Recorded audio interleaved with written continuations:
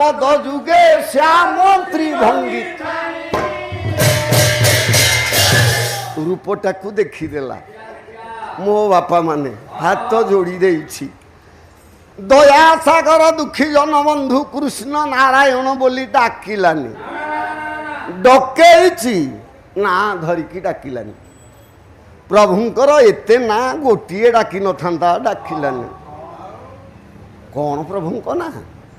ନା କୃଷ୍ଣ ନାରାୟଣ ବିଷ୍ଣୁ ବୈକୁଣ୍ଠ ବିଶ୍ୱରସ ଦାମୋଦର ଋଷିକେଶ କେଶବ ମାଧବ ପ୍ରଭୁ ଦଇତାରୀ ପୁଣ୍ଡରୀକାକ୍ଷ ଗୋବିନ୍ଦ ଗରୁଡ଼ ଧ୍ୱଜ ପୀତାମ୍ବର ଛୁତ ସଙ୍ଗିନୀ ବିଶ୍ୱକେଶ ନଦ ନାର୍ଦନ ଉପେନ୍ଦ୍ର ଇନ୍ଦ୍ର ବରଜ ଚକ୍ରବାଣୀ ଚତୁର୍ଭୁଜ ପଦ୍ମନାଭ ମଧୁରୀ ବାସୁଦେବ ବିକ୍ରମ ଦେବକୀ ନନ୍ଦନ ସୌରୀ ଶ୍ରୀପତି ପୁରୁଷୋତ୍ତମ ବନମାଳୀ ବଳି ଧ୍ୱଂସି କଂସରାଦି ଅତଯକ୍ଷ ବିଶ୍ୱମ୍ବର କୈଟ ଭାର୍ଜିତ ବିଧୁଶ୍ରୀ ବତ୍ସ ଲାଂଛନ।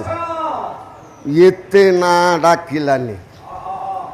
ଗୋଟାଏ ପଦ ଡାକିଦେଲା ଚନ୍ଦନ ହଜୁରୀଙ୍କ ଲେଖାରେ ଆଉ ଗୋଟେ ନାଁ ଦେଇକି କହିଲା ପାଣ୍ଡବ ପ୍ରିୟ ତାଣ୍ଡକୁ ଆରେ ଚାଙ୍ଗରେ କାନ୍ଦ କରେ ଯେ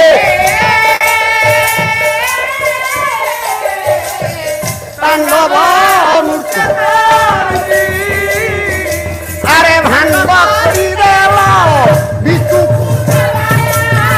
লগাই দেব ভেল কোন বলিকি ডাকিলা ডাকিলা পাণ্ডব প্রিয়। এতে না কৌশি না আরে ডাকিলানি, ডাকিলা পাণ্ডব প্রিয় অর্থাৎ পাণ্ডবଙ୍କୁ ରଖିଲୁ ମୋତେ ଜାଣି ମାରିଲୁ। ତୋତେ ପାଣ୍ଡବ ପ୍ରିୟ କହିବିନି ତ ଆଉ କହିବି କୌରବ ପ୍ରିୟ? ତୋତେ କହିବି ଦୟାସାଗର, ତୋତେ କହିବି ଦୀନଜନ ବନ୍ଧୁ। ତୁ ପାଣ୍ଡବ ପ୍ରିୟ, ପାଣ୍ଡବଙ୍କୁ ରଖୁଛୁ ମୋତେ ମାରୁଛୁ। କୃଷ୍ଣ ଯଦି ସମ୍ମତି ଦେବେ, ହଁ କରିଦେବେ, ହଁ ତୋତେ ମାରୁଛି ତାଙ୍କୁ ରଖୁଛି, ପ୍ରଭୁଙ୍କ ନାଁରେ କଳଙ୍କ ଲାଗିବ, ଦୋଷୀ ହେଇଯିବେ। ପ୍ରଭୁ ନାହିଁ କଲେ ନାହିଁ କଲେ ମୁଁ ପାଣ୍ଡବଙ୍କୁ ରଖୁନି କି ତୋତେ ମାରୁ ନା, ତାହେଲେ ପ୍ରଭୁ ମୁଁ ମରୁଛି କିପରି? ତମେ ଯଦି ମାରୁନ ନା, ଆରେ ମୋ ଲାଗି ମରୁନୁ ମ ତୋ ଲାଗି ମରୁଛୁ। ଜଗନ୍ନାଥ ଦାସଙ୍କ ଭାଗବତରେ ଲେଖା ହେଇଛି, କହିଲେ ଆପଣା ଦୋଷେ ପ୍ରାଣୀ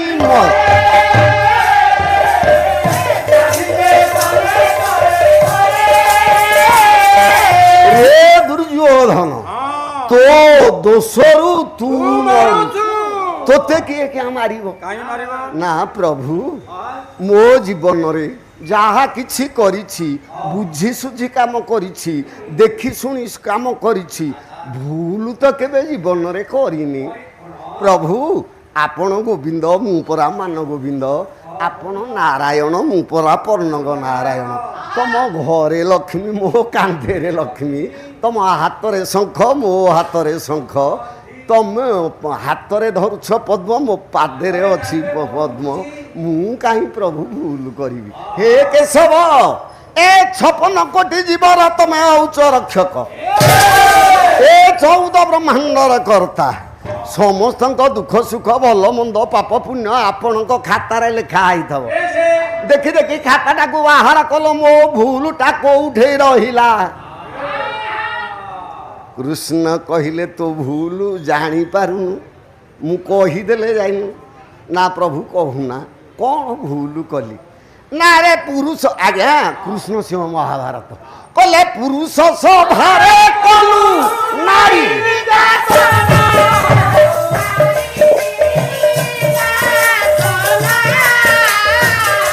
ଏହାଠାରୁ ଦୋଷ। କହିଲେ ପୁରୁଷ ସଭାରେ ନାରୀ ନିର୍ଯାତନା, ଦିବା ଲୋକରେ ଦିନ ବେଳଟାରେ ସଭା ଭିତରେ ଅରେ ଗୁରୁ ଗୁରୁଜନ ଦେବତା ବ୍ରାହ୍ମଣ ସମସ୍ତେ ବସିଥିଲେ, ରାଜ୍ୟର ପ୍ରଜା ବସିଥିଲେ।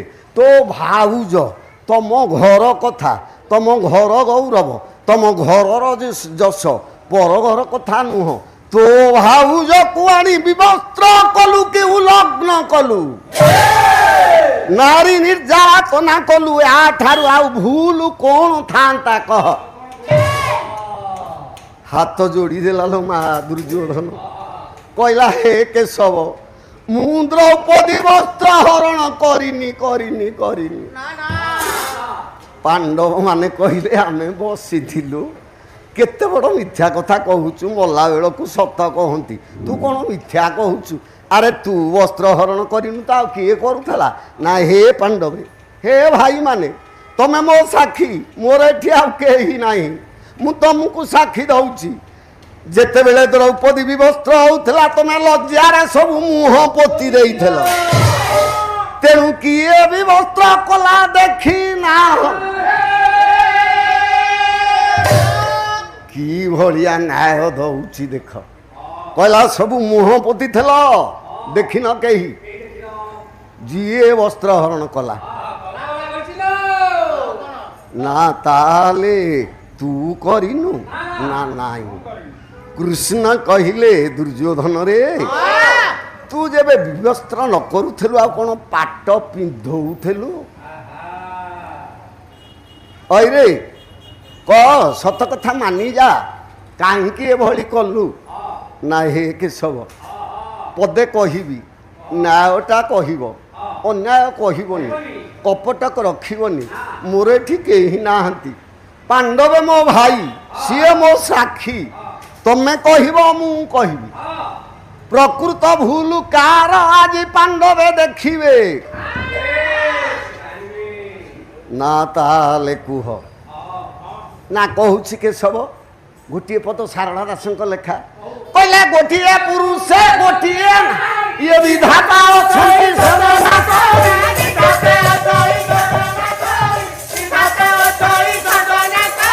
हे केशव गोटिए पुरुष गोटिए नारी की विवाह ये विधातार घटसूत्र प्रजापति मिलन नचेत गोटाए पुरुष अनेक विवाह होई पारिब आपण मानकर रामायण पुराण राजा दशरथ 750 राणी विवाह हेले तेणु गोटे पुओ अनेक विवाह हो पार जनकर राजनीति कि जनकर कूटनीति राजनीति रे दुर्योधन कहला गोटाए पुओ अनेक विवाह हो पार कृष्ण कहले दुर्योधन गोटे झील केतटा विवाह हो पार पुओ कथा तो कहलु झील कथाटा ना झील कथा कहूँ शुण विचित्र भारत बैरागी दास लेखा मो जेना भाई जलखिया खाना हे दांडे बसिक टे शुणे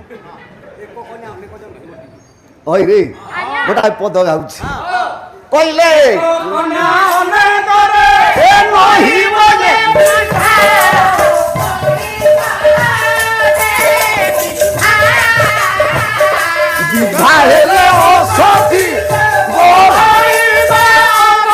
गोटाए झील जदि अनेक पुरुषर विवाह है ताकू गृहलक्ष्मी सहधर्मिणी अर्धांगिनी कि भार्या कि पत्नी कि स्त्री के कह ताकू कौन कह ना कूलटा बेश्या ना ताले भारतर संविधान अच्छी गोटे झील गोटे पुओ को विवाह पुओ अनेक विवाह हो पार ताले मो आज्ञा माने झीलटा कहीं अनेक थर विवाह हो पारनी आम घर कथा आम समाज कथा आम चलन्य कथा किसी अलग नुह पुओ तो अनेक विवाह हो पार झीलटा कहीं दिथर तीन थर बाहा न पार तार तात्पर्य कौन कौन अच्छी जे विवाह हो पार तमे कहूछ गोटिए झील अनेक पुओ विवाह होनी नाई अच्छा आमर एटा केते कला एडे बड़ा भूल किए मो जेजेमा के एमिते कला भूल तो जेजेमा केतटा विवाह हला कि चारिटा विवाह हला 4 जण तम घरे थाई की बाहा हला ना आगुरु बाहा हेइथला ना ना आम कुआडे थाई की विवाह जासिनी आमरी घरे 4 जण विवाह हला तम किमती छाड़ी देलो ए आमे कोन छाड़ीनु विधिर विधान को तक पढे आला एटिकी से तो स्वेच्छार राज्य हला बाहा बोली आ मो जेजे बापा दी 4 भाई अरे चारि भाई जंकु विवाह हैला एका थरके आउ पालो थार केते जीवन मो आउ ना ना प्रथमे से बड़ भाई की विवाह हैतला हाँ अच्छा किछि दिन गला बड़ बुढ़ा कौन करना सेते बेले से बेपारी गोटे एक्सर लुना गाड़ी रे बाजार को नहीं जाଉଛି परिया बेपार करबो बाटे रे गोटे 10 टका पिटी देला बुढ़ा सेठी शेष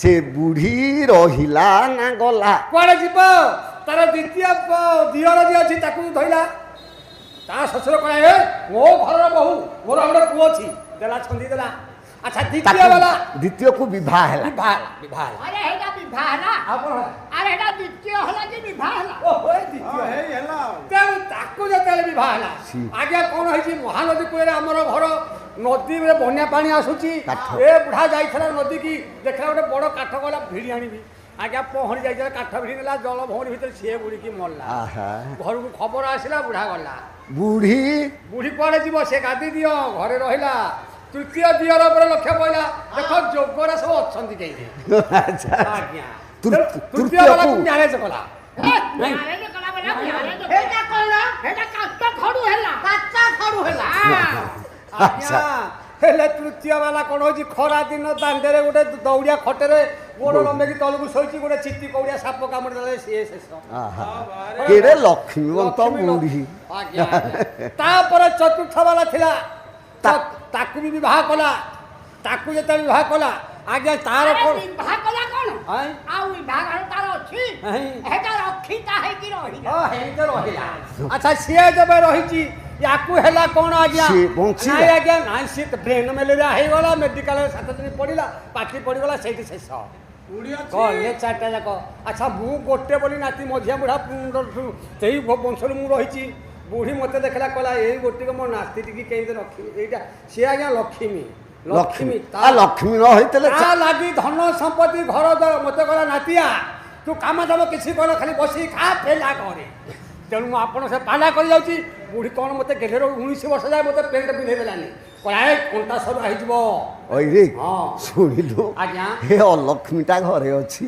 आए ताको अलक्ष्मी कहउछो ता लागी घरे आज्ञा चारटा विधवा भत्ता पाउची चारिटा चारि जन भाई चारटा विधवा भत्ता बताना तार आज्ञा 80 वर्ष हेला हिसाब कथा केते टंका बस गोटाए झियो काहींकि अनेक विवाही पारिबे मो बापा माने आपण माने सब विवाह करिसंती पुओ झियो विवाह करिसंती पुओ झियंक विवाह समय रे जो मेलक करा जाए विवाह तिथि निर्दिष्ट करा जाए हेटा का नक्षत्र रे विवाह हुए आज्ञा झियो नक्षत्र रे विवाह हुए पुओ नक्षत्र तो रहे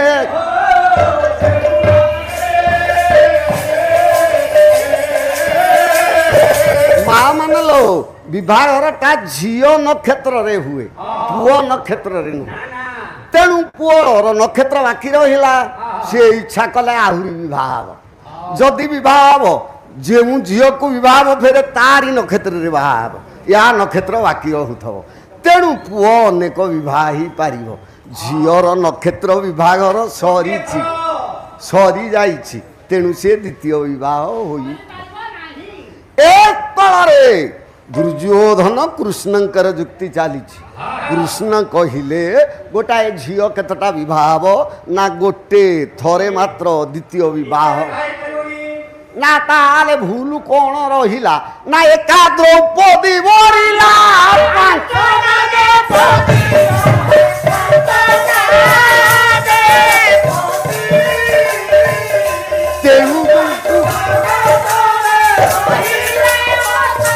एका द्रौपदी गोटाक झील पांचटा पुओं को विवाह हैला कृष्ण कहले असुविधा कौन हैला ना मु असुविधा कहूनी मो जगत लोक कहिले द्रौपदी असत पांचपति वरिछि ना ए दुर्योधन कहना कारण एटा तुम घर छिद्र कथा तुम घर छिद्र कथा घर छिद्र बाहर कहती ना ताले केतटा कथा बाहर कहती मनु तार प्रमाण कहले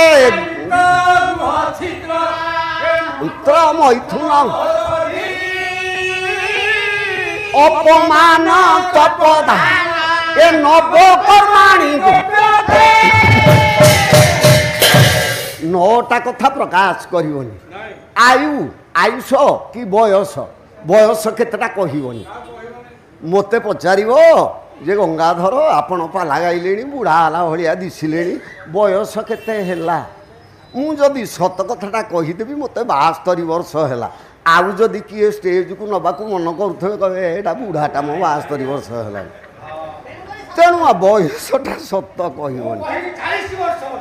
ଆଜ୍ଞା ବିତ୍ତ କହିଲେ ଧନ, ଘରେ କେତେ ଧନ ଅଛି, ବ୍ୟାଙ୍କରେ କେତେ ଟଙ୍କା, ଘରେ କେତେ ସୁନା ରୂପା ସତ କହିବନି। ଡକାୟତ ଲାଗିକି ନେଇଯିବେ। ସେତେବେଳେ ରାଜାମାନେ ଆଜ୍ଞା କର ନେଉଥିଲେ, ଆଜିକାଲି ବି ଟଙ୍କା ଅଧିକା ହେଲେ ସରକାର ନେଉଛନ୍ତି। ତେଣୁ ସତ କଥାଟା କହିବନି। ଆୟୁର୍ବେଦ ଗୃହ ଛିଦ୍ର, ଘରର ଛିଦ୍ର କଥା। କଳି ଗଣ୍ଡଗୋଳ ଲାଗିଛ, 2 ଦିନ ହେଲା ଉପବାସ, ଖିଆ ପିଆ ନାହିଁ, ମନ ଦୁଃଖରେ ବସିଛ, କିଏ ପଚାରିଦେଲା ଭାଇ କାହିଁ ମୁହଁଟା ଶୁଖି ଯାଇଛି, ଏଠି କହିବନି ଯେ ମୋ ଭାଇଜାର ଆଉ ବୋହୂର କଳି ଲାଗିଛନ୍ତି। କହିଲେ କହିବେ ଏଇଟା ଭଲ ଘର ନୁହଁ, ସଦାବେଳେ କଳି ଲାଗୁଛନ୍ତି। ତେଣୁ ଘରର ଛିଦ୍ର କହିବନି, ଗୃହ ଛିଦ୍ର। ମନ୍ତ୍ର ମୈଥୁନ ମହୋଷଧି। ଆଜ୍ଞା ଗୋଟିଏ ମନ୍ତ୍ର ଶିଖିଛ, ଯିଏ ଆସିଲେ ଲୁଣ ଫୁଙ୍କି ଦଉଛ, ଲୁଣ ଫୁଙ୍କି ଦବ, ମନ୍ତ୍ରଟା କାହାରିକି କହିଦବନି। ମନ୍ତ୍ର ମୈଥୁନ, 5ଟା ଝିଅଙ୍କର ନମ୍ବର ରଖିଛ, ରାତିରେ ଛାତ ଉପରେ କଥା ହେଉଛ, ଯିଏ ପଚାରିଲେ କହିବନି, କହିବେ ଅଭଦ୍ରଟା। ତେଣୁ ନିଜ ଗୁପ୍ତ କଥା କହିବନି। ଆଜ୍ଞା ମହୋଷଧି, ଔଷଧ ଜାଣିଛ, 5ଟା ଗଛର ଫୁଲ ଫଳ ଚେର ପତ୍ର ବକଳ ଦେଲେ ରୋଗ ଭଲ ହେଉଛି। ଦବ ଗଛ ଚିହ୍ନେଇ ଦବନି, ମହୋଷଧି। ଅରେ ପୁଅ ଅପମାନ, କେଉଁ ଗାଁକୁ ଯାଇଛ, ଗଣ୍ଡଗୋଳ କଲ, ହେ ଗାଁ ଲୋକ ମେଳ ହେଇକି ବାଡ଼େଇବେ, କାନ ଧରିକି ବସା ଉଠା କରିବେ। ଗାଁକୁ ଆଇଲେ ହେ କଥା କହିବନି, ଏମିତି ବାଡ଼େଇଲେ କାନ ଧରିକି ବସିଲି ବୋଲି। ଲୋକ କହିବେ ବଳୁଆ ତ ଦେଖଉଥିଲୁ, ଏଠି କାହିଁ କାନ ଧରିକି ବସୁଥିଲୁ? ତେଣୁ କହିବନି। ତପ ଦାନ, ଆଜ୍ଞା ପ୍ରତିଦିନ ଦାନ କରୁଛ, ଦକ୍ଷିଣା କରୁଛ, ଦେବାର୍ଚ୍ଚନ କରୁଛ, କରିବ, କାହାରିକି କହିବନି। ଏ ଭାଇ 100 ଟଙ୍କା ଆଜି ଥୋଇନି ରେ, ଭିକାରୀ ଆସିଲେ ନେବା କଥା, ପ୍ରତିଦିନ ମୁଁ 100 ଦେଉଛି, କହିଦେଲେ ପୁଣ୍ୟ ଚାଲିଯିବ। କାହାରିକି ଦେବ କହିବନି। ତେଣୁ ଏ ନବକର୍ମା 9ଟା କଥା ଗୁପ୍ତ ରଖିବ। ରେ ଦୁର୍ଯ୍ୟୋଧନ, ତୋ ଭାଉଜର 5ଟା ପତି ଅସତୀ ବୋଲି ଜଗତରେ କହିଲେ ତମ ଘରର କଥା, ତୋ ଭାଉଜ କଥା ତୁ କେମିତି ପ୍ରକାଶ କରୁଛୁ? ନା ମୁଁ କହୁନି ମୋ, ଜଗତ ଲୋକ କହିଲେ। ଗଙ୍ଗାଧର ମେହରଙ୍କ ଲେଖା କାଲି ଭାଇ କିଚକବଧରୁ ଆରମ୍ଭ କରିଥିଲା, ଏଥିରୁ ପଦୁଟେ ଏଇଠି ଶୁଣ। କହିଲେ କିଏ ବସି କେଉଁଠାରେ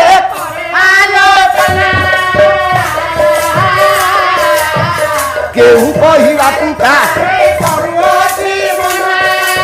আরে কেবল এই বড় লোক ঘরে আহা কেবল এই পাণ্ডবଙ୍କ କହିଲା ମୁଁ କହୁନି, ଜଗତ ଲୋକ କହୁଛନ୍ତି, ପ୍ରଜା ମାନେ କହୁଛନ୍ତି। କିଏ ବସି କେଉଁଠାରେ କରେ ଆଲୋଚନା, କେହୁ କହିବାକୁ କାରେ କରୁଅଛି।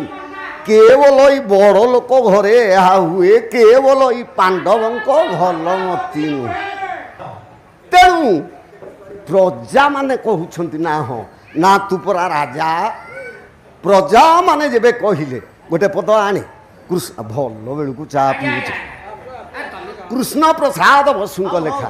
ବୋଲେ ରାଜା ଥାଇ ପୁଣି ରଖିବ ରାଜା ଦର୍ପା ରାଜା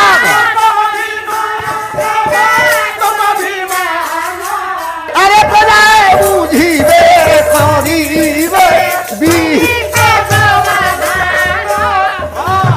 কইলে রাজা থাই পুনি নথিব রাজা দর্পাভিমান। তু রাজা, অরে রাজ অনুমতে ধর্ম, রাজা যে আইন চলাইব সেই আইନରେ প্রজাମାନେ চলিবে। তো প্রজাମାନେ যেবে অসতী বলি কহিলে, তু সতী কহিবার উপায় কলুনি।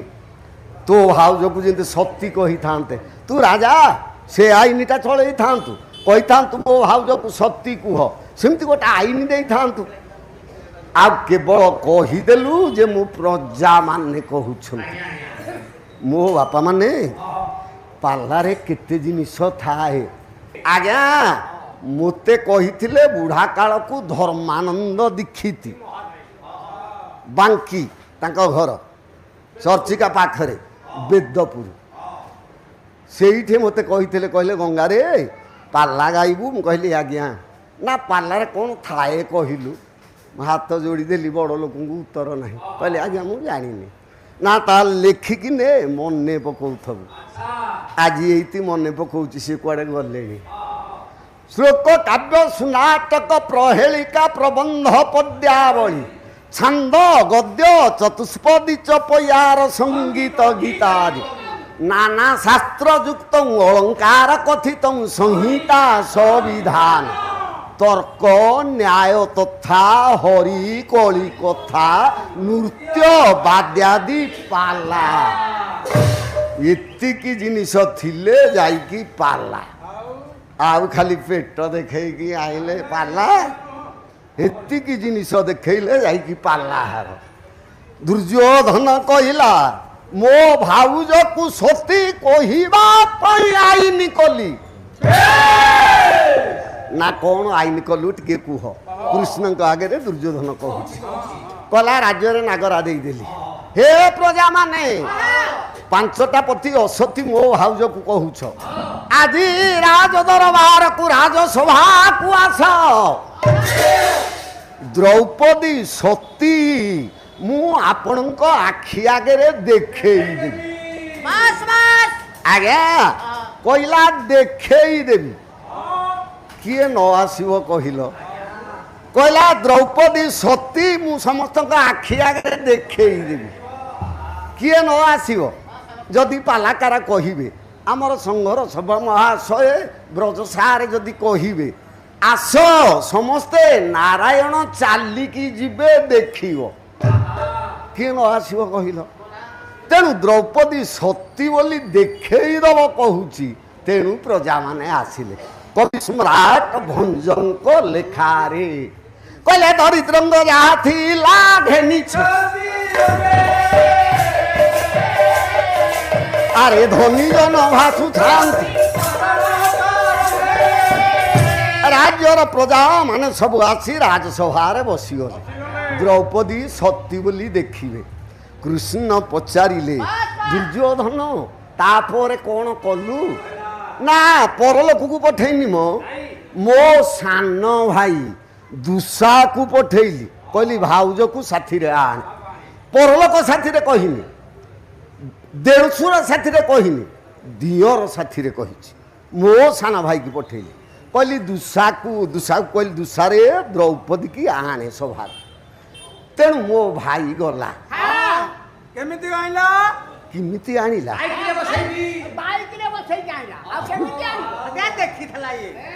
ଅରେ ପୁଅ ଗୋଟେ ପଦ ଗାଇବି। ରାଗ ପାହାଡ଼ିଆ କେଦାର ତାଳ ନାଇଁ ରେ, ଏଠି ଆମର କପଟ ପାଶାରୁ ଗୋଟେ ପଦ ଗାଇ। କବି କିଏ? ନା ଭୀମା ଧୀବର, କୈବର୍ତ୍ତ ଘରର ପୁଅ। ଗୋଟେ ଛାନ୍ଦ ଲେଖିଛି, 16ଟା ଛାନ୍ଦ, ସେଥିରୁ ଗୋଟେ ଛାନ୍ଦରୁ ଗୋଟେ ପଦ ଗାଉଛି। ଦୁଃଶାସନ ଯାଉଛି। କହିଲେ ଶୁଣ ହେ ସୁଜ୍ଞାନର ସେ ବାରୁଣାବନ୍ତ ଖବର, ଏରେ ହସ୍ତିନାକୁ ଦ୍ୱାଦଶ ଭୋଜନ କରି, ଏରେ ହସ୍ତିନାକୁ ଦ୍ୱାଦଶ ଆଜ୍ଞା ପବନ ଖରା କହିଲା ସେ ଦୁଃଶାବୀର প্রবেশ কিরে পাদ ঘাতে মহি চমকে ভালো রে পাদ ঘাতে মহি চমকে আরে আরে পান্ডবারে বলিল রাখে যাঁদ বড়ে নাই করছিল শুণ হে সুজ্ঞ নর বারুণাবন্ত হস্তিনাপুর দ্বাদশ যোজন অট দ্বাদশ যোজন দ্বাদশ কহিলে 12 যোজন কহিলে যোজনক কোষ এ 12 কোষ এতিকি দূর তাহলে পবন হুঙ্খর তর ধাইলা সে প্রবেশ হেলা বারুণাবন্ত এ পাদ হাতে মহি চমকে আরে আরে ପାଣ୍ଡବା ନୀଲଜ ପାଣ୍ଡବା ଯାହାର ଜାତକା କାହିଁକି ଲୁଚିକି ଅଛ ବୋଲି ଡାକିଲା। ଆପଣମାନେ ଭାବୁଛନ୍ତି ତାଙ୍କୁ କହୁଛି ବୋଲି? ନାଇଁ ନାଇଁ, ପୁରାଣ ରସ ଯୁଆଡ଼େ ଯାଉଛି କି ନାଇଁ ବାପା, ପୁରାଣ ରସଟା ଯୁଆଡ଼େ ଯିବ ମୁଁ ସିଆଡ଼େ କହିବି। ଡାକିଦେଲା, ଆରେ ପାଣ୍ଡବା ଯାହାର ଜାତକା ଦେଖ ଆଜି କ'ଣ କରୁଛି ମୁଁ। ଦ୍ରୌପଦୀ ପାଖରେ ଯାଇକି ପହଞ୍ଚି ଦ୍ରୌପଦୀ କି ଧରିବା ପାଇଁ ଯେତେବେଳେ ହାତଟା ପ୍ରସାରି ଦେଲା, କହିଲା ଛୁଅ ନା ଛୁଅ ନା।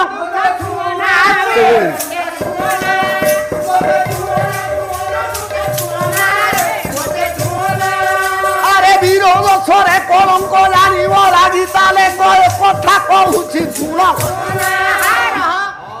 ଗଣକବି ବୈଷ୍ଣବ ପାଣିକ ଲେଖା। ଭାଇ ଖାଲି ଲେଖିକି ରଖ, କାଲି ସକାଳେ ବର୍ଷାକୁ ଡକେଇକି ସବୁଗୁଡ଼ା ପୂରଣ କରିଦେବ। ଗଣକବି ବୈଷ୍ଣବ ପାଣିକ ଲେଖାରେ ଦ୍ରୌପଦୀ କହିଲେ ଛୁଅ ନା।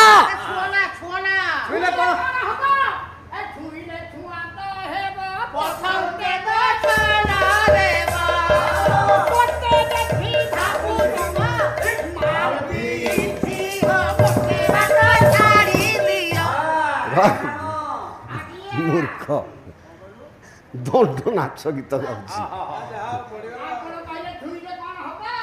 ଛୁଇଁଲେ କ'ଣ ହବ? ଗଙ୍ଗାଧର ମେହରା କହିବେ। ଦ୍ରୌପଦୀ କହିଲେ ଏ ପାପେ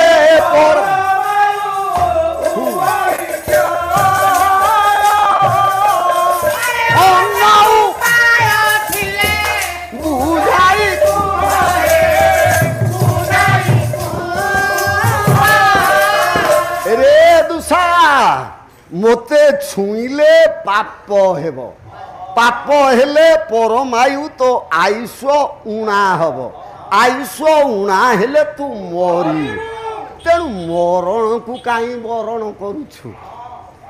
ଏ ଯେଉଁ କାମ କରିବାକୁ ଆସିଛୁ, ଅରେ ପାକା ସରସ ମୁଁ ନାରୀ ପୁରୁଷ ନ ଛୁଇଁ 7 ଦିନ ଯାଏ ଅପେକ୍ଷା କର। କହିଲେ ମୁଁ ପାକା ସ୍ପର୍ଶ ନାରୀ ପୁରୁଷ ମୋତେ ଛୁଏଁ ନା, ତେଣୁ 7 ଦିନ ପର୍ଯ୍ୟନ୍ତ ଅପେକ୍ଷା କର। ଦୁଃସା ବିଚାର କଲା, ରାଜା ଆଦେଶ ଦେଇଛନ୍ତି ସଙ୍ଗେ ସଙ୍ଗେ। ଅରେ ପ୍ରଜାମାନେ ବସିକି ସମସ୍ତେ ଚାହିଁଛନ୍ତି ଦ୍ରୌପଦୀ ସତୀତ୍ୱ ଦେଖିବେ, ଇଏ କ'ଣ ମୋତେ ଠକୁଛି, କହୁଛି 7 ଦିନ ଅପେକ୍ଷା କରେ, 7 ଦିନ ଯାଏ ମୁଁ ରହିଲେ ଦୁର୍ଯ୍ୟୋଧନ ମୋ ମୁଣ୍ଡ କାଟିବ। ୟା କଥା ମୁଁ ସମ୍ଭାଳିବି ବା ଶୁଣିକି କାମରେ ଲଗେଇବେ?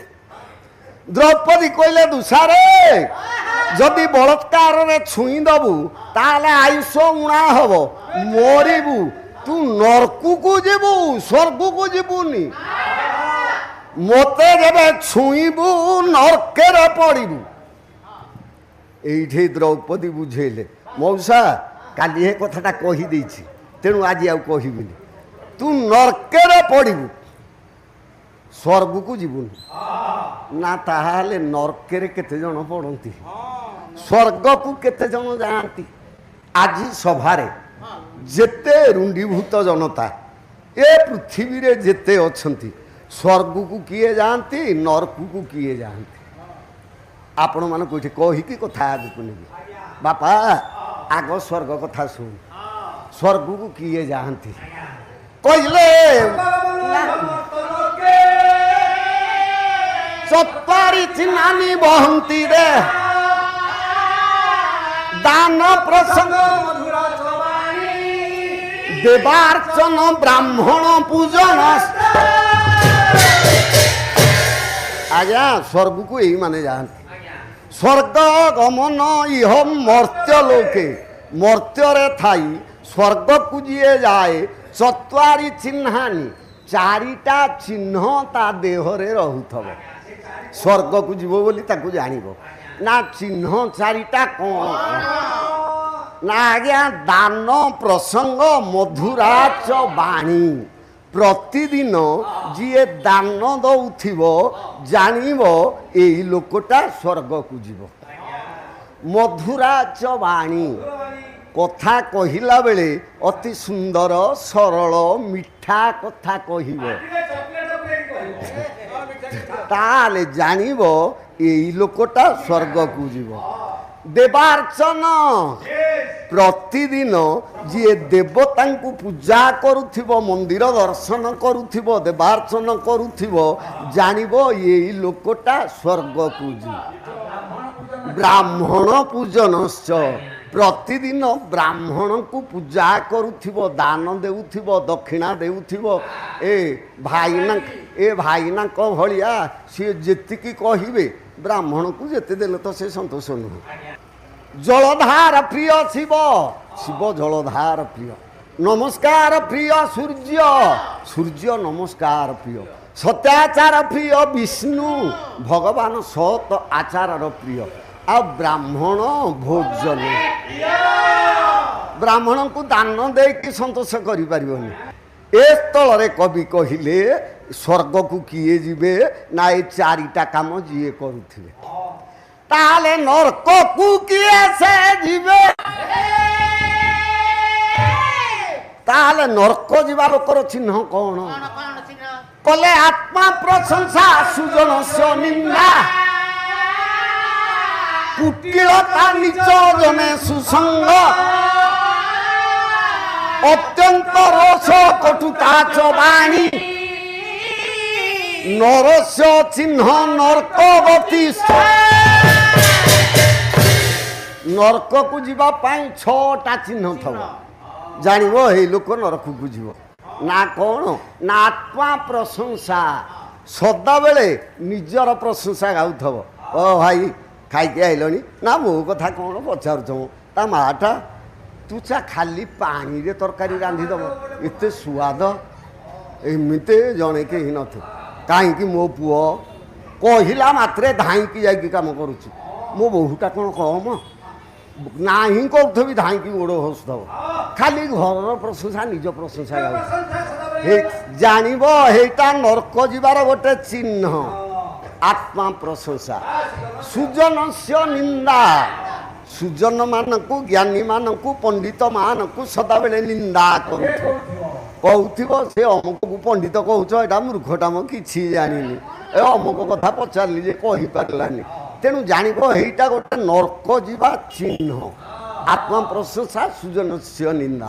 କୁଟିଳତା, ମୁହେଁରେ କୋମଳ ବାଣୀ କହୁଥିବ, ପଛରେ ଡକାୟତ ଲଗେଇକି ମାଡ଼ ଖୁଆଇକି କେମିତି ଧନ ନବ ହେଇଟା ଭାବନା କରୁଥିବ। ଜାଣିବ ହେଇଟା ଗୋଟେ ଚିହ୍ନ ନର୍କ ଯିବା। ନିଚ ଜନେ ସୁସଙ୍ଗ,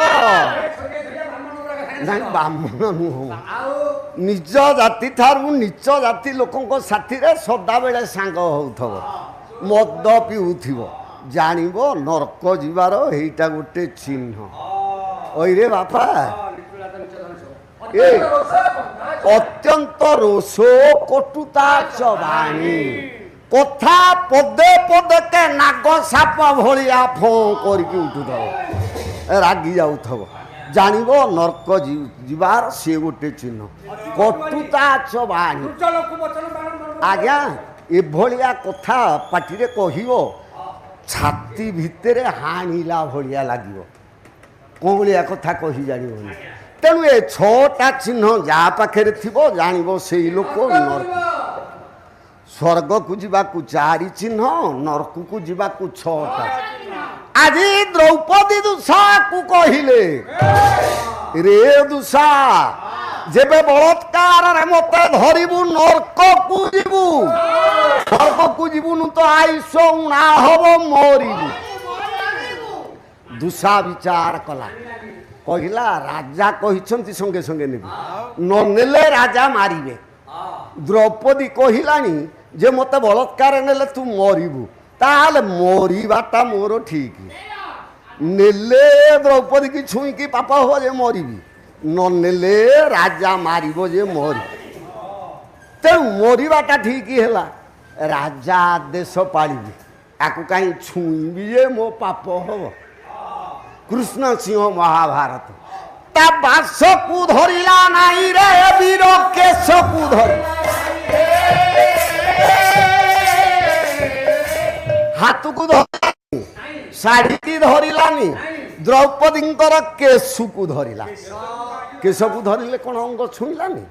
ନା ନାଇଁ ମୋ আধার লিঙ্গ নাভো তৎপরি হৃদয়ে কণ্ঠ দেশে দ্বিপত্রে ষোড়শারে দ্বিদশ দশ দলে দ্বাদশার্ধে বসন্তে বল মধ্যে দপকট সহিতে কণ্ঠ দেশে স্মরা হ ক্ষ যুক্ত সকল দল গত বর্ণরূপ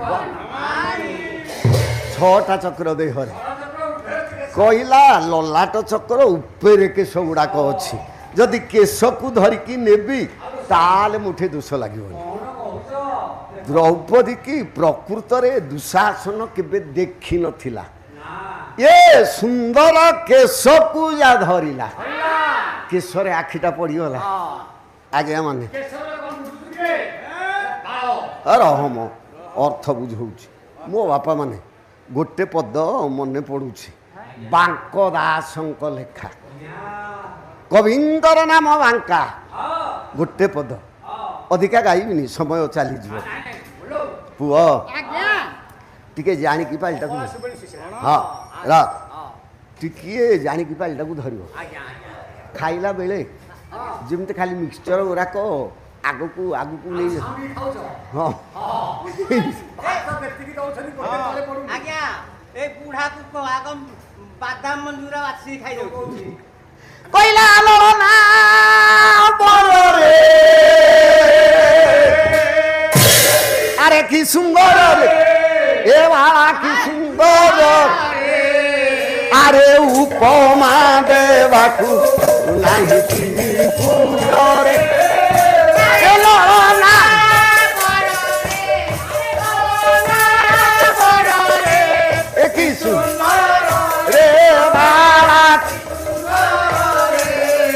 আরে উপমা দেবাকু নাহি চিনি পুরে সমনুহে সুরাঙ্গনা বর্ণি নুহে বরাননা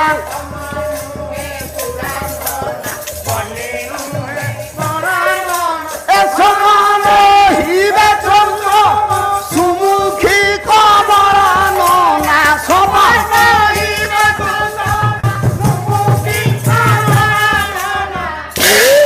কইলা কুন্তল নিন্দই নব জলধরে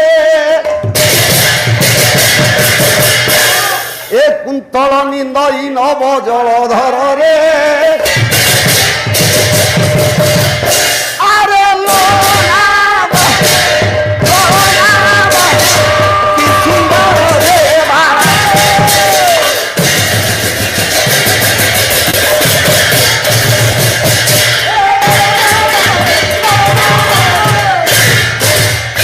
কেশকু ধরিলা রাজসভার আଣିঠিଆ কলা ভাই ভাউজଙ୍କୁ আଣିলি নারে আଣିଲୁ କ'ଣ এ প্রজা মানে চাই বসিଛନ୍ତି তা সতীত্ব রূপটা দেখেই রে না ভাই কেউ উপাୟରେ আজ্ঞা কৃষ্ণ সিংহ মহাভারত কলে পিন্ধিଥିବା ପାଟ ଦେହୁ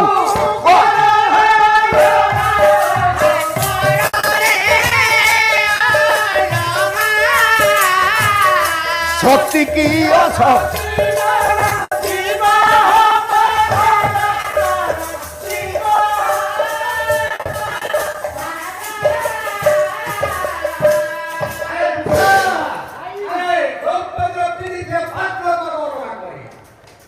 আজ্ঞা দুর্যোধন আদেশ কলা কলা সতীত্ব দেখিবে তো দ্রৌপদী যে পাটটা পিঁধিছি তা দেহরু অলগা করিদে এটা সত্যি কি অসত্যি সমস্তে দেখিবে দুসা হাত যোড়ি দেলা ভাই পাদ তলে পড়িগলা কলা ভাই এটা সত্যির পরীক্ষা নুহে দেহরু পাট নেই যাওয়াটা সত্যি তো পরীক্ষা না তাহলে আর সত্যি পরীক্ষা কোন বলি জানিছু না বৈরাগী দাসଙ୍କ লেখারে কলে অগ্নিরে জ্বালিবা খন্ডা পরে চলাইবা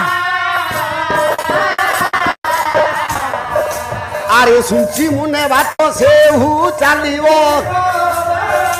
কইলা ভাই সতীর পরীক্ষা শুনছি মুনের বাট চালিব নচেত অগ্নি জালিকি তা ভিতরে পকেইবা নচেত খন্ডারে তাকু খন্ড খন্ড করিকি হানিবা ইয়ে হচ্ছে সতী পরীক্ষা ଖଣ୍ଡାରେ ହାଣିବା ତା ଦେହରେ ଯଦି ଖଣ୍ଡା ଭେଦ ନ କଲା ତାହେଲେ ସେ ସତୀ। ଯେବେ ଖଣ୍ଡା ଭେଦିଲା ଖଣ୍ଡ ଖଣ୍ଡ କି ଛିଡ଼ିଲା ତାହେଲେ ଅସତୀ।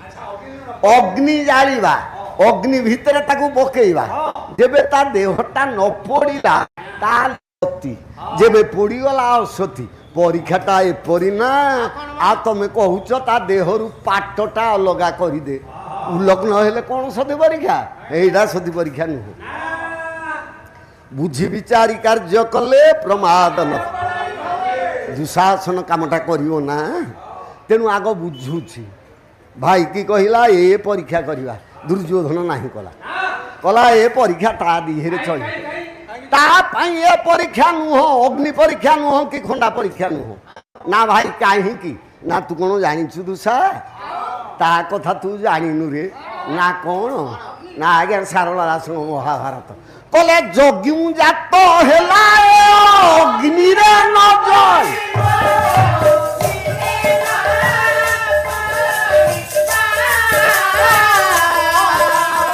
ଆରେ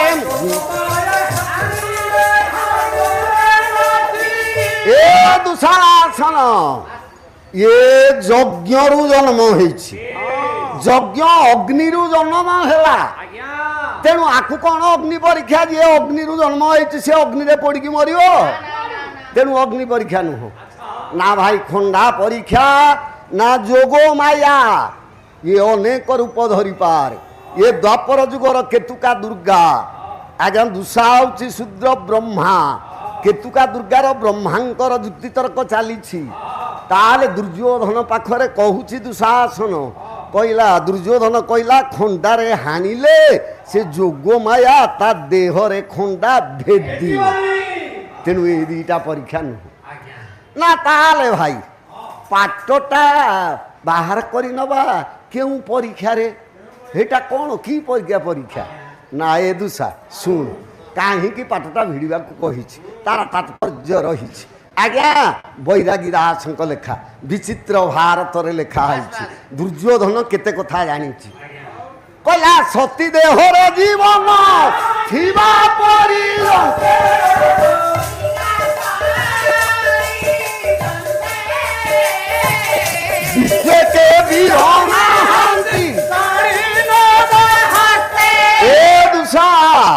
ଦ୍ରୌପଦୀ ଯଦି ପ୍ରକୃତରେ ସତୀ ପତିବ୍ରତା ସୁମନ୍ତିନୀ ସ୍ୱାଧୀ, ତାହେଲେ ତା ଦେହରେ ଜୀବନ ଥିବା ପର୍ଯ୍ୟନ୍ତେ ଏ ବିଶ୍ୱରେ କି ପୃଥିବୀରେ ଏମିତି ଜଣେ ବୀର କେହି ନାହିଁ ଶାଢ଼ୀଟା ଭିଡ଼ି ନେବା ପାଇଁ।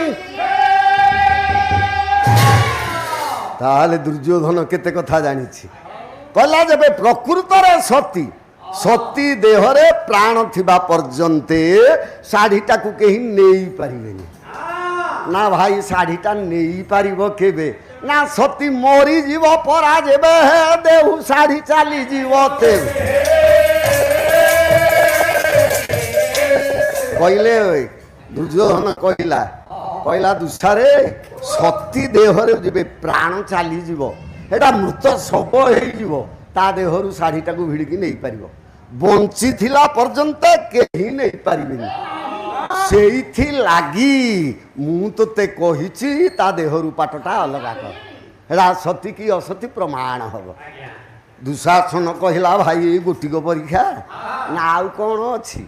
ସେଇ ବୈରାଗୀ ଦାସଙ୍କ ଲେଖାରେ କହିଲେ କାଠୁ କାଠୁ ନେଇପାରିବନି କା ଜୀବନ ଥିଲା ପର୍ଯ୍ୟନ୍ତେ।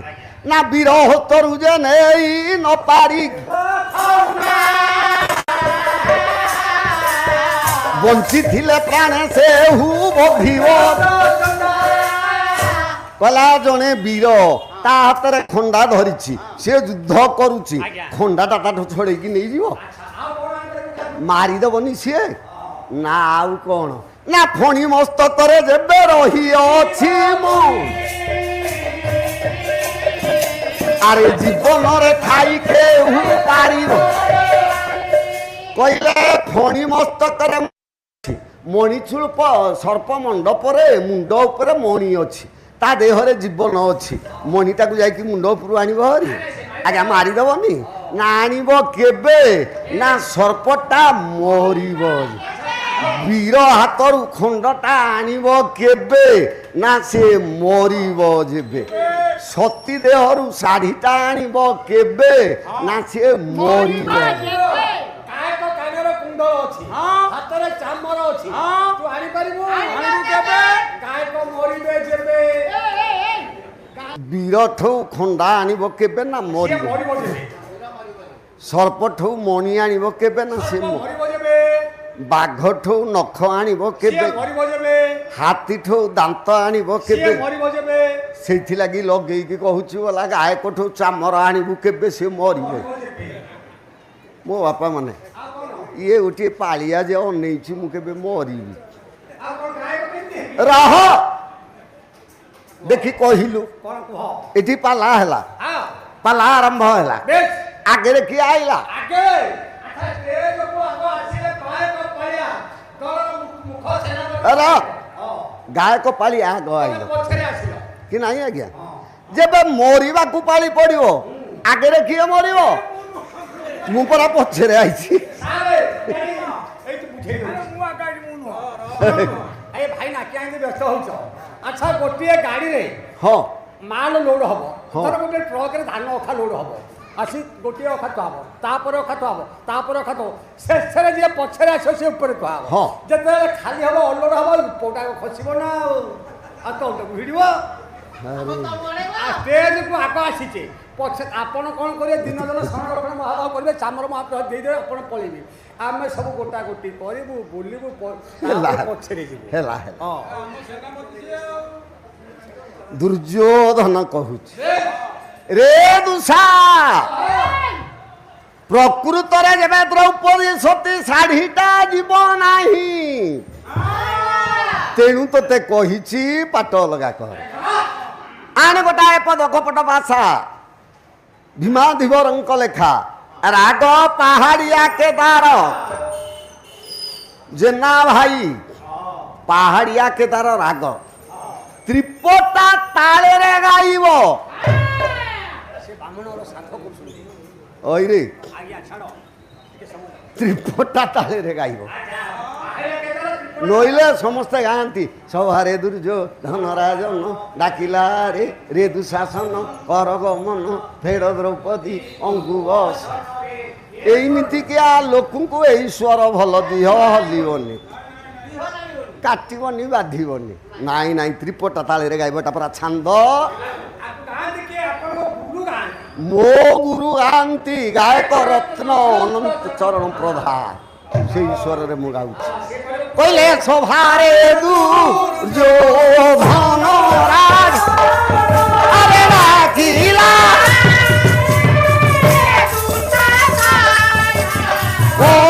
गमन फेर द्रौपदी अरे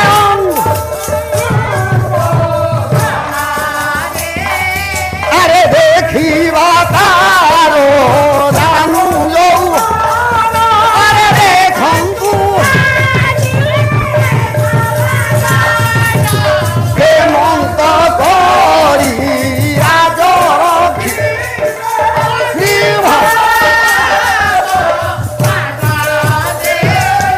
अरे मंत जमुआ जाने अरे उठी जोड़ीला दुषा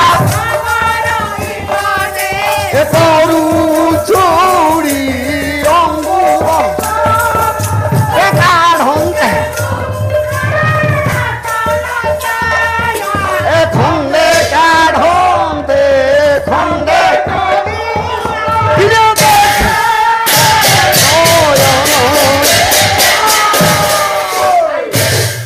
बापा माने पारिले पाला न पारिले मोला आदेश करी देला दुशासन परीक्षा करने को कहला शाढ़ी भिड़ी न था प्रकृत रे द्रौपदी सती देहरे प्राण थिले शाढ़ी जीवनी देखा जाऊ किमिति शाढ़ीटा रहिबो ता देहरे जोर करी जाई पाटटा को धरिला माँ द्रौपदी देखिले पुरुष सिंह चक्र पाणी बस बस मु जने अबला ଯେତେ ବଳ ଥିଲେ ବି ନାଟା ଅବଳା। ଜୋର କରି ଶାଢ଼ୀଟାକୁ ଧରିଲେ ଦେଖିବା କେମିତି ଶାଢ଼ୀଟାକୁ ନେଇକି ଚାଲିଯିବୁ। ଦୁଶାସନ ବିଚାର କରୁଛି ଦେଖିବା କେମିତି ଦେହରେ ଶାଢ଼ୀଟା ରହିବ। ବାପା ମାନେ କଥାଟାକୁ ଲକ୍ଷ୍ୟ କର। ଦ୍ରୌପଦୀ ମନେ ମନେ ଚିନ୍ତା କଲେ, କହିଲେ ମୋର 5 ସ୍ୱାମୀ ବସିଛନ୍ତି, ଏ ଗୁରୁ ଗୁରୁଜନ ଦେବତା ବ୍ରାହ୍ମଣ ଅଛନ୍ତି, ମୁଁ ଏ ସ୍ଥାନରେ ଯଦି ଉଲଗ୍ନ ହୋଇଯାଏ ତାହେଲେ କେତେ ବଡ଼ ଲଜ୍ଜାର କଥା ହେବ। ସ୍ୱାମୀ କି ଆଗ କହିଲେ, ଧର୍ମଦେବ ଯୁଧିଷ୍ଠିରଙ୍କୁ କହିଲେ, ଶୋକେ ଛନ ଛନ କରି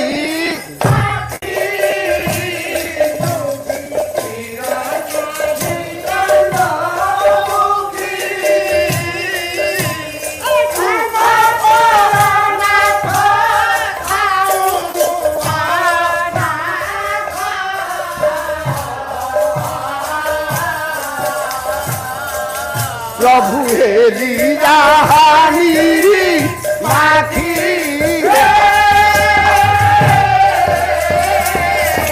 आहे प्राण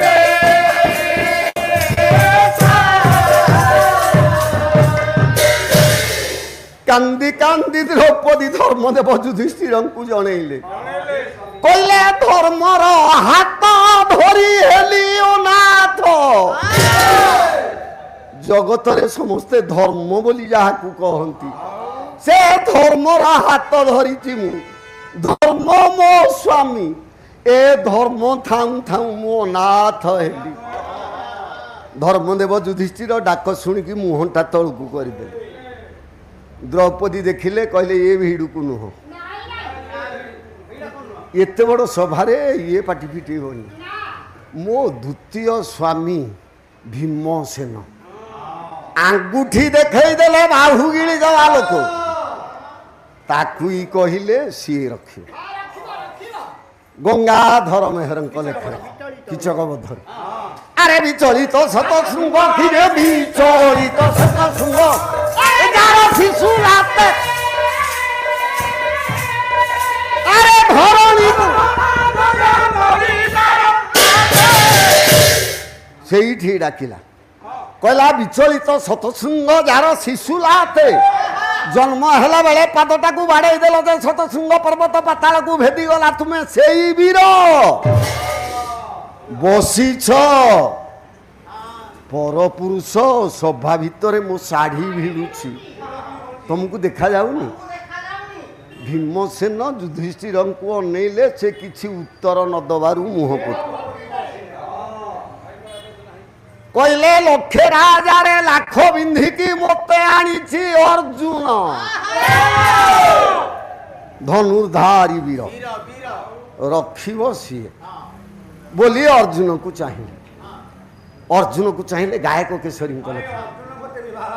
अर्जुन मत विवाह कथा मो बापा पण करिथला लाख जीए बिंधिव मते विवाह हम मो बापा द्रुपद कौन पण करिथला जीए लाख बिंधिव ताका वंशरे जेते अछंती समस्ते बाहा हेबे ओरी आज्ञा द्रुपद राजा ही पण करथिले जीए लाख बिंधिव ताका घरे जेते अछंती समस्ते विवाह हेबे ना जीए बिंधिव सीए विवाह हम। ए भूल कला मो सासू भूल रे ते बाट गला मो सासू कौन जानी नथिले तांको पुओ माने लाख बिंधा को जाइछंती बोली पचारि देले पिले कौन आनिछ ना गोटे फल ना बांटी की खा को बगीचा को जाइथले ना दुकान को जाइथले माँ कहीदेले बांटी की खा तेणु ए पांच भाई जाक मते विवाह हेले कहला मो सासू जानी एतक एक तलारे द्रौपदी रागी गले अर्जुन को अनेले कहले पड़ी न मलु अर्जुन अरे पड़ी न मलु अर्जुन किरे दियो छुरा अरे पड़ू तोर तो सोना बाछिडू बेन अरे पड़ी जाऊ चंडाल तो किरे गांधी बकन अरे पड़ी जाऊ तुंडा मुंडा घुंची जाता ଗାଳି ଦେଲେ ଅର୍ଜୁନ କହିଲେ ଧିକ ତ ଦଶ ନାମ ଧିକ ତ ଗାଣ୍ଡି ବଧନୁ ଆରେ ତୁ ମରିଛୁ କି ବଞ୍ଚିଛୁ ଯେବେ ମରିଛୁ ଏଠି କାହିଁକି ଅଛୁ ସଂସାରରେ ଯା ଯେବେ ବଞ୍ଚିଛୁ ପରପୁରୁଷ ମୋ ଶାଢ଼ୀ ମିଳୁଛି ତୁ ଦେଖିକି କେମିତି ସହିଛୁ ତେଣୁ ତୁ ମରିଯିବାଟା ଧିକ ଅର୍ଜୁନକୁ ଗାଳି ଦେଲେ ଅର୍ଜୁନ କିଛି ଉତ୍ତର ଦେଲେନି କହିଲେ ନକୁଳ ସହଦେବ ଏମାନେ ତ ଏଭଳିଆ ବୀର ଯେ ଶୁଣିଲେନି ଆଉ ଇଏ କ'ଣ ଶୁଣିଲେ ପ୍ରକୃତରେ ସ୍ୱାମୀ କି ନ ଡାକିକି ମାଙ୍କୁ କାହିଁକି ଡାକିଛି ଏମାନେ ମୋ ସ୍ୱାମୀ ନୁହଁ ପ୍ରକୃତ ସ୍ୱାମୀ ମୋର ଜଣେ ଅଛି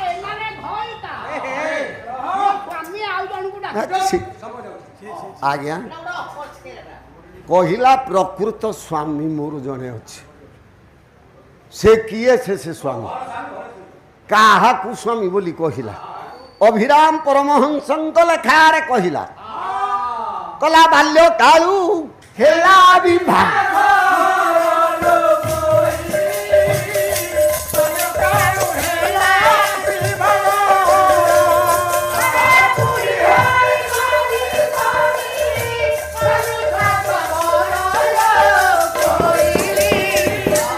ବାଲ୍ୟ କାଳୁ ହେଲା ବିବାହର ଆମମାନଙ୍କର ସମସ୍ତଙ୍କର ସ୍ୱାମୀ ଜଣେ ଜଗନ୍ନାଥ ସ୍ୱାମୀ ନୟନ ପଥରା ଯଦି ଆମ ସ୍ୱାମୀ ସିଏ ହାତ ଧରିକି ବିବାହ ନହେଲେ ସ୍ୱାମୀ ନୁହଁ ଆମେ ଜଗନ୍ନାଥଙ୍କୁ ସମସ୍ତେ ବିବାହ ହେଇଛେ ତାକୁ ସ୍ୱାମୀ ସ୍ୱାମୀ ବୋଲି ଡାକୁଛେ କବି କହିଲେ ବାଲ୍ୟ କାଳୁ ହେଲା ବିବାହର ମା ଗର୍ଭରୁ ଥିଲା ବେଳୁ ସେତେବେଳେ ପ୍ରଭୁ ସ୍ୱାମୀ ହେଇଛନ୍ତି ଏ ବୟସ ଚାଲିଗଲା ତେଣୁ ବୁଢ଼ୀ ହେଲି ବୋଲି ମୋତେ କରିଲେ ତେଣୁ କାହାଙ୍କୁ ଡାକିଲେ ଜଗତନାଥଙ୍କୁ କୃଷ୍ଣଙ୍କୁ ଡାକିଲେ କହିଲେ ଶାଢ଼ୀ ଚାଲି ଯାଉ ଉଲଗ୍ନ ହୋଇଯାଏ ଯଦି ନିନ୍ଦା ହବ ଏଇଟା ମୋତେ ହବନି ସେ ସ୍ୱାମୀ କି ହବ ଆଉ ଗୋଟେ ପଦ ଆଣୁନୁ ଅଭିରାମଙ୍କର ଲେଖାରେ କଲେ ଛାଡ଼ି ସବୁ ନିନ୍ଦା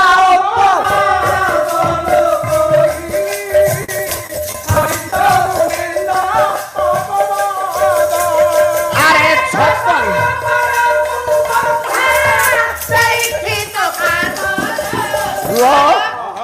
କଲା ଛାଡ଼ି ସବୁ ନିନ୍ଦା ଅପବାଦ ଏ 56 ପଣକୁ ବନ୍ଧା ଦେଇଛି ତା ପାଦରେ ଦେହଟାକୁ ମୁଁ ବନ୍ଧା ପକେଇଛି ଦେହ ବୋଲି କହିଲେନି କହିଲେ 56 ପଣ ଆଜିକାଲି ତ ପଣ କାହାଣ ଗଣ୍ଡା ଏରା ତ ଚଳୁନି ଏକ କଡ଼ା 2 ପକ୍ଷ 3 କାନ୍ତ 4 ବେଦ 5 ବଟ 6 ଋତୁ 7 ସମୁଦ୍ର 8 ବସୁ 9 ଦନ୍ତ 10 ଦିଗ 11 ରୁଦ୍ର 12 ସୂର୍ଯ୍ୟ 13 କାକ 14 ଭୁବନ 15 ତିଥି 16 କଳା ଏ ପାଠ ଆମେ ପଢ଼ିନଥାଇ ଆମ ଜେଜେବାପା ମାନେ ସେତେବେଳେ ପଢ଼ୁଥିଲେ ତାହେଲେ ପଣ କାହାଣ ତ ଆମେ ଜାଣିନେ କବି ଲେଖିଦେଲେ 56 ପଣକୁ ବନ୍ଧା ଦେଇଛି ତା ପାଦରେ 56 ପଣ ଦେହଟା ହେଉଛି 56 ପଣ ନା ଆଜ୍ଞା ଆଖୁ ଲଗଉଛ କି ନାହିଁ ଆଖୁ ଲଗେଇଲା ବେଳେ ହେଇ ପଣଟା ହେଇଠି ଖଣ୍ଡକ ହେଲା କଡ଼େ 4 ଖଣ୍ଡ ହେଲେ ଗଣ୍ଡେ 20 ଗଣ୍ଡା ହେଲେ ପଣେ 16 ପଣ ହେଲେ କାହା 56 ପଣ 3 କାହାଣେ 8 ପଣ 3 ହାତେ ଚାଖେ ଏ 56 ପଣକୁ ବନ୍ଧା ଦେଇଛି ତା ପାଦ ତେଣୁ ସେଇ ରଖିବ ଆଉ ଜଣେ ରଖିପାରିବନି ପୁଅ ପଦଟାକୁ ଦେଖିବେ ଚାଉ ଜାଣିଲା ଗୋଟାଏ ପଦ ଗାଇବି ଗାୟକ ବାଣୀକଣ୍ଠ କ୍ଷେତ୍ରବାସୀ ମିଶ୍ରଙ୍କର ତାଙ୍କମାନଙ୍କ ନାଁ କହିଦେଲେ କାନ ପବିତ୍ର ହେଇଯିବ ଆମେମାନେ ସେଇଭଳିଆ ଗାୟକ ନୁହଁ ତେଣୁ ତାଙ୍କ ନାଁ କହୁଛି ପୁଅ ଦ୍ରୌପଦୀ ଡାକିଲେ ସେଇ କ୍ଷେତ୍ରବାସୀ ମିଶ୍ରଙ୍କର କହିଲେ ପଡ଼ିଲେ ଦୁଃଖାନ୍ନରେ ବୁଡ଼ିଲି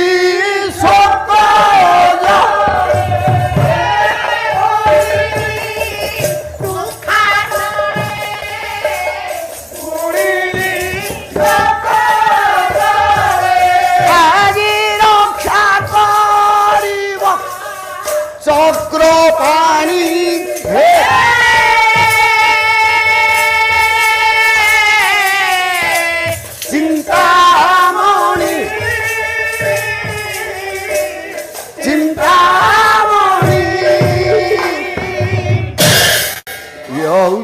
प्राचीन गायक मानकर प्राचीन स्वर शुणी गुणी कह जान सेमती नुह पार्लार स्वर जमी देखेब सेमती गाइब कहले पामर दुशासन करुछि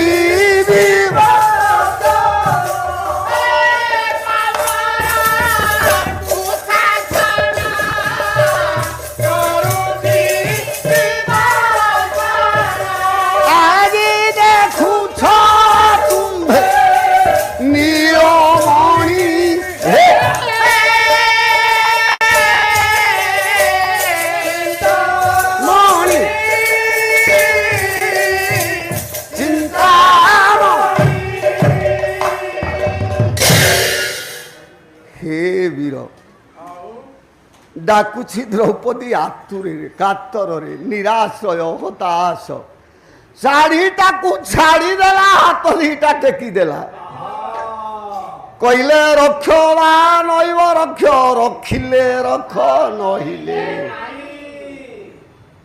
हाथ टेकी देला बड़ आउ देखैलानी शाढ़ी आउ धरिलानी प्रभुंकर आसन टली गला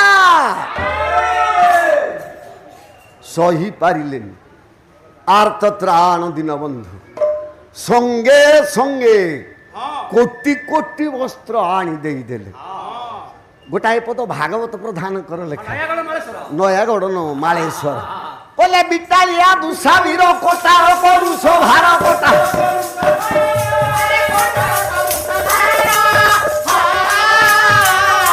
एगो कोदीर पाट छाटू छा अरे कोठी वस्त्र जुटाइलो कोठी भिटू कोठी रुता भिटू भिटू सरी गोला की कृपा बाटू ठीक ठीक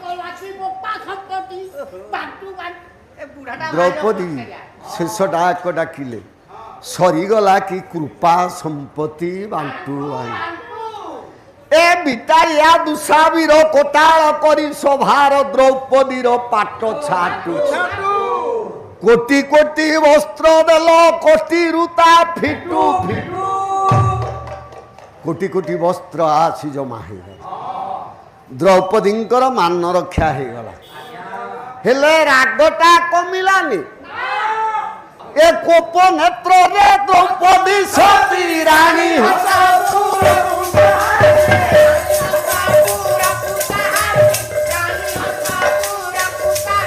ए उल्लग्न होई से भानुमती करी द्रौपदींकर मान रक्षा हो गला कोटि कोटि वस्त्र आसीगला रागटा कमिलानी कहले मूर्ख दुर्योधन मत उल्लग्न करी असत्य प्रमाण करैबकु चाहिलु मु चाहूछि तू जहा भाविछु तोरी काम तू देखिबु परकु जे पांचई मंद ता मंद पांचंती गोबी जे थिबो नाना नट कुटे गोविंद मारिबे कपट जेते बेले द्रौपदी रागेरे चाहि देइछंती तांकर आखिरु अग्निकणा अग्निस्फुलिंग चलीगला राजांकर राजभवन राणी भानुमती जे उठी अछंती भानुमतीपुर रे अग्नि जाई पहुंचला भानुमती पिंधी थिबा पाटरे अग्नि लागिला भानुमती जीवन रक्षा करिया पाई से साड़ीटा को फोपाड़ी देले आउ ओटे पिंधिले जेतटा पिंधुथांती सेतटारे निया लागु थाए सेइठे कहिला भानुमती जे थिबो नाना नटकुटे गोविंद मारिबे द्रौपदी की नहीं कि जबरदस्त उल्लग्न करुछंती किंतु मते जबरदस्त कहीं करू नाहंती मु आपे आपे उल्लग्न होउची हे स्वामी रक्षा कर स्वामी रक्षा कर स्वामी रक्षा उल्लग्न होई भानुमती रानी सभा को धाई आसी समस्त लोक देखिले कहिले कौन कहिले कले धन्य द्रौपदी महास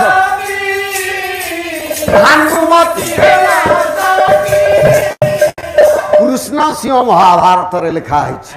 ଦେଖିବା ପ୍ରଜା ମାନେ କହିଲେ ଧନ୍ୟ ଦ୍ରୌପଦୀ ମହାସତୀ, ଭାନୁମତୀ ହେଲା ଅସତୀ। କାରଣ ଦୁର୍ଯ୍ୟୋଧନ କହିଛି ସତୀ ଦେହରେ ଜୀବନ ଥିବା ପର୍ଯ୍ୟନ୍ତ ଶାଢ଼ୀ କେବେ ଯିବନି। ତେଣୁ ଦ୍ରୌପଦୀଙ୍କର ଗଲାନି, ଗଲା କାହାଠାରୁ ନା ଭାନୁମତୀ ଠାରୁ। ତେଣୁ ଦ୍ରୌପଦୀ ସତୀ, ଭାନୁମତୀ ଅସତୀ।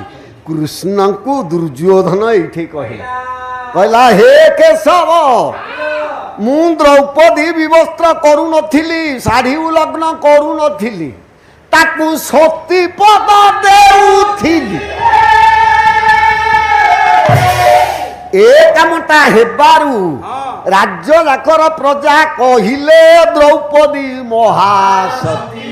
ତେଣୁ ସତୀପଦଟା କିଏ ଦେଲା ନା ମୁଁ ଦେଲି, ମୁଁ ବସ୍ତ୍ର ହରଣ କରିନି। ପାଣ୍ଡବ ମାନେ କହିଲେ ଭାଇ ତାହେଲେ ବସ୍ତ୍ର ହରଣଟା ଆଉ କିଏ କଲା ନା ଏଇଲେ ଦେଖେଇ ଦେବି। ସେ କିଏ ସେ କରୁଥିଲା ତାକୁ ଦେଖିବ, କାହାକୁ ଆଉ ଜଣକୁ ଦେଖେଇବ। ଦୁର୍ଯ୍ୟୋଧନର ଯୁକ୍ତି ଗ୍ରହଣ କରନ୍ତୁ ମୋ ପଣ୍ଡିତ ସମାଜ। ପଚାରିଦେଲା ହେ କୃଷ୍ଣ, ବସ୍ତ୍ର ହରଣ ମୁଁ କରୁଥିଲି କି ତୁମେ କରୁଥିଲ?